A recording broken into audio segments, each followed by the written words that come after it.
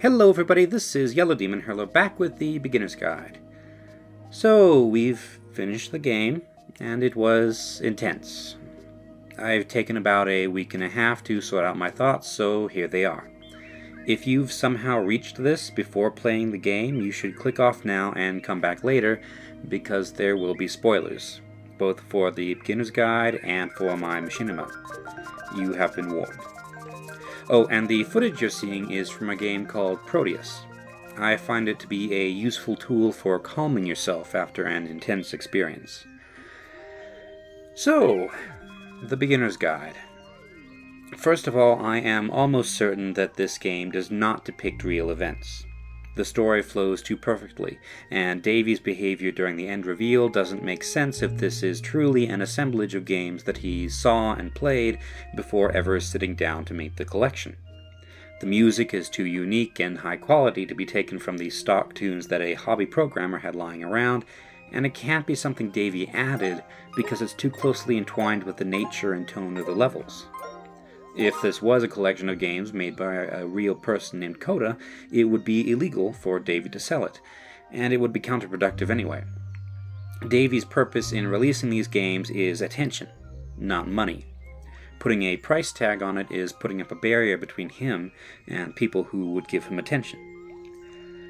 So, if it's not real, what is it?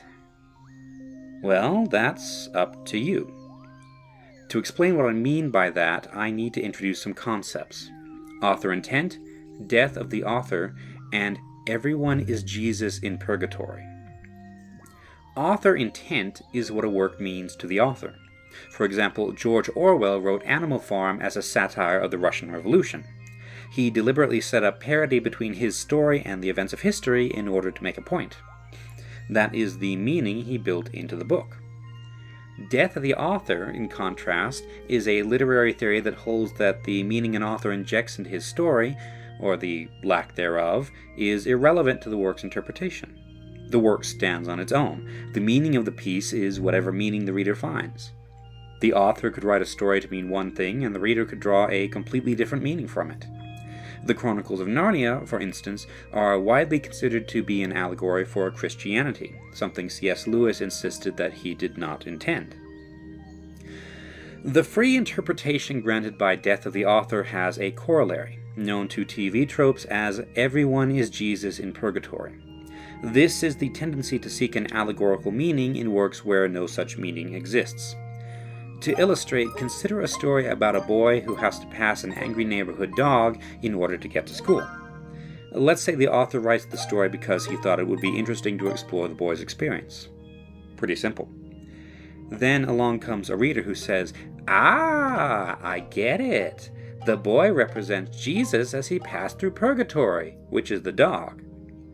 The reader has injected a meaning that has no real basis in the story itself. Davey approaches Coda's games from the standpoint of finding hidden meaning. He invites us to do the same, to find some insight into Coda from his work. He's seeking author intent, even if that intent wasn't quite conscious. Coda, on the other hand, insists that there is no hidden meaning. His games are just creative expression with no greater significance. He's accusing Davey of committing the sin of everyone is Jesus in purgatory. Who is right depends on whether you hold author intent or death of the author to be the superior interpretation. I favor the latter. My mother, who taught me to read and write, instructed me to always keep my audience in mind, and that my work should give them something they can use, even if it wasn't something I intended. Writing, and art in general, is a social activity. The creator produces something and the reader interprets it, and, ideally, uses it to further refine his understanding of the world. So, from where I stand, the Beginner's Guide means whatever you think it means. Whatever gives you useful insight into yourself and the world around you. It's about a toxic friendship, and mental illness, and about the relationship between creators and audiences, and creators and critics, and it's about escaping prison, and the fallacies of death of the author, and the fallacies of author intent, and about all the other things people find in it. It's a mirror. I have 3 favorite interpretations. First, I think you can absolutely gain insight into a person's psyche by looking at their work. Coda's work reflects Coda's character, even if he didn't mean it that way. His choice in topics and execution are the product of his unique patterns of thought. I say this primarily because I observe it in my own work. Without really meaning to, I've woven in themes and lines of thought from my life into Windows to Infinity. You can look at what I've written and potentially gain insight into my interests and character. You may not be right, but there is meaning there.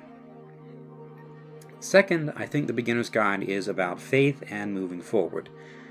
It might seem odd for me, a non-religious scientist, to find allegory for faith in this work, but I do. It starts in the little area where the first door puzzle is. To get to the door, you have to jump off a ledge, and then you can't get back out. You have to have faith that the way you're going is the right way to go.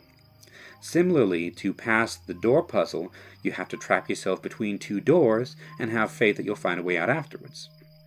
The cattle pen prison requires you to lock yourself in a cell on faith that is the right thing to do. The prison levels don't give you a way out, so at first glance they contradict this theory, until you get to the end and hop into the phone booth and tell your past self you're going to get out. Have faith. But my most important interpretation is of the main story, of Davey and Coda. From my point of view, Davey and Coda are not people, they're aspects of the mind of a creative person. They especially represent the real Davey Wreden.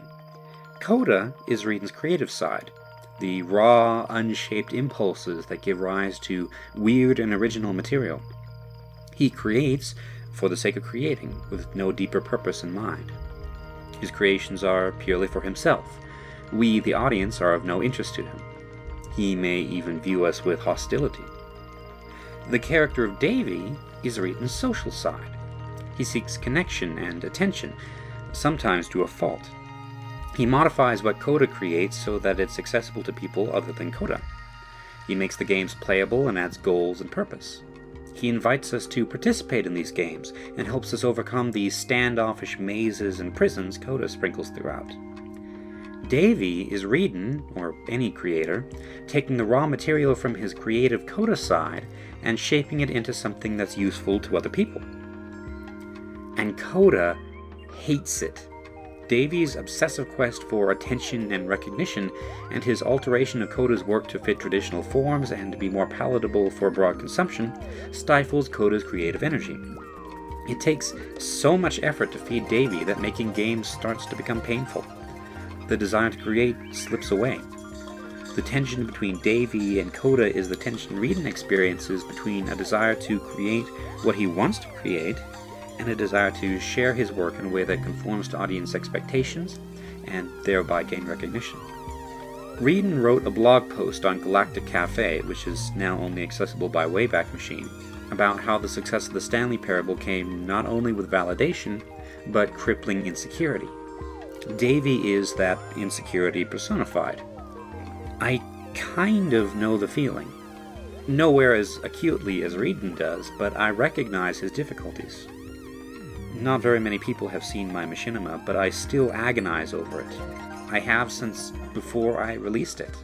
For instance, my feelings about setting a self-insert into the position of protagonist varied from day to day between, I can tell such a cool story with this concept, and this is stupid and egotistical and everybody's going to hate me for it. It still happens, even though people love my machinima and nobody has ever complained about my self-insert. When my Davey voice pops up, he makes me feel insufficient, despite any and all evidence to the contrary. But if it sounds like I wish I didn't have that Davey voice rattling around in my head, that's not quite true. Davey isn't just crippling insecurity. He's also validation and, more importantly, sharing. I create because I love creating, but I also want to give people something. Davey helps me shape my work to be more accessible. He helps me provide people with something that they can use, even if it's not what I expected when I made it. My flagship example was Bloodclaw. To me, he was a stock adversary that I felt needed sprucing up, so I added more depth to round out his character, and perhaps make some commentary on how society views the mentally atypical. I never expected people to come to me and tell me that when they looked at Bloodclaw, they saw themselves. They would never do the things he did, of course, but they knew the pain and isolation that comes from being different and unable to connect. Perhaps at times they even felt the same impulse to lash out. He meant something to them, and while it was my Coda that created him, it was my Davey that shared him with the world. So perhaps the greatest accomplishment of Windows to Infinity is that it gave people a mirror, a way to reflect on themselves and organize their self-image, a way to gain insight into their own characters. The Beginner's Guide is the same way. It's for people to look into and find something that's meaningful to them. It's a mirror, letting them see something about themselves in a new light. That's exactly what it's done for me. I understand myself and my creative process a little better now than when I sat down to write this. I'm more confident that what I'm doing is a good thing to do, even if it doesn't always live up to my expectations. So, what is the Beginner's Guide about? That depends entirely on you. If you have an interpretation of your own you'd like to share, or if you think I'm totally off base with mine, feel free to chime into the comments section. I'm interested to see what other people have to say about this game. Thank you all very much for watching, and I'll see you next time. Bye!